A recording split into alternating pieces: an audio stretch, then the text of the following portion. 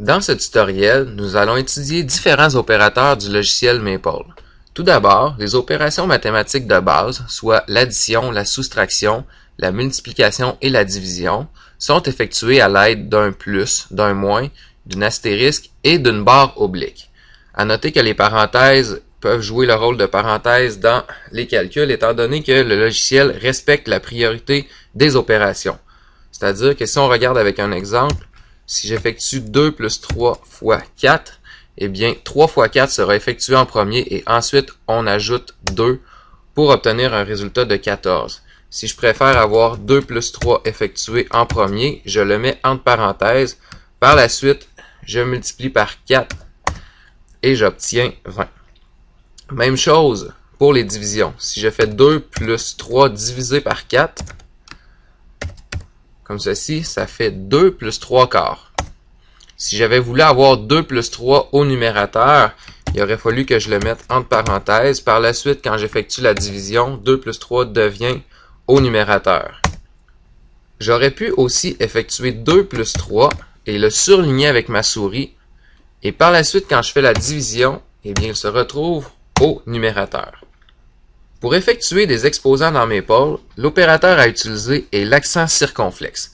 Lorsqu'on appuie sur l'accent circonflexe, le curseur se retrouve en exposant. À noter que vous devez appuyer une seule fois sur l'accent circonflexe, ce qui fait qu'on ne le verra pas apparaître. Donc si je fais 2 accent circonflexe 3, on remarque que le 3 devient en exposant. À ce moment-ci, mon curseur est en exposant. Donc si j'ajoute plus 1, le plus 1 est aussi en exposant. Si je veux sortir le curseur de l'exposant, j'appuie sur la flèche de droite sur mon clavier. Donc, un coup sur la flèche de droite, le curseur sort de l'exposant et si je fais un plus 1 par la suite, on peut regarder le calcul que ça effectue. Donc, en premier lieu, on effectue 3 plus 1 dans l'exposant, ce qui nous fait 2 exposant 4 et ensuite, on ajoute 1.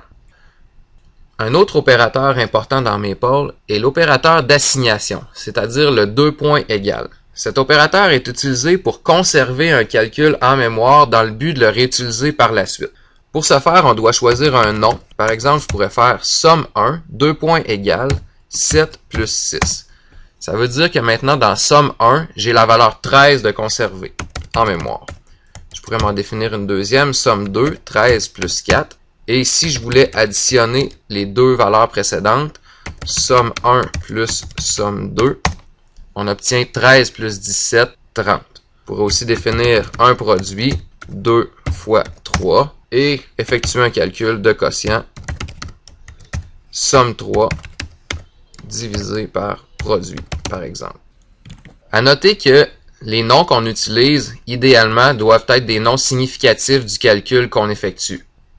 Il est aussi possible d'assigner en mémoire une expression qui contient des variables. Donc, je pourrais me définir, par exemple, une fonction que je vais appeler fonction 1, par exemple, 2 points égale, et je pourrais mettre x, accent circonflexe 2 pour x2, plus 3.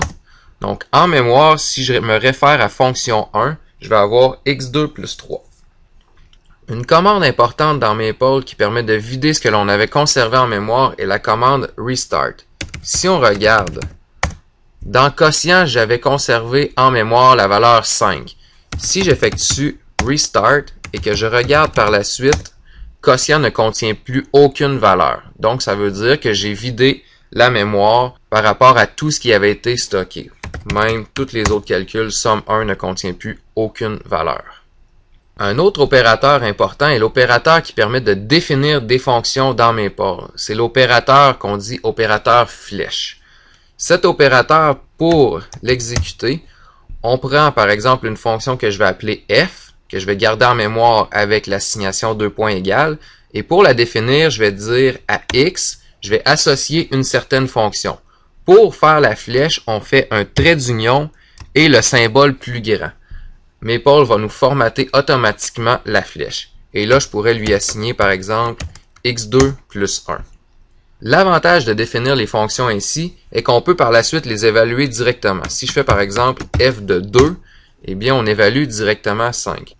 Cependant, quand on réfère à cette fonction, il faut utiliser f de x et non pas seulement f.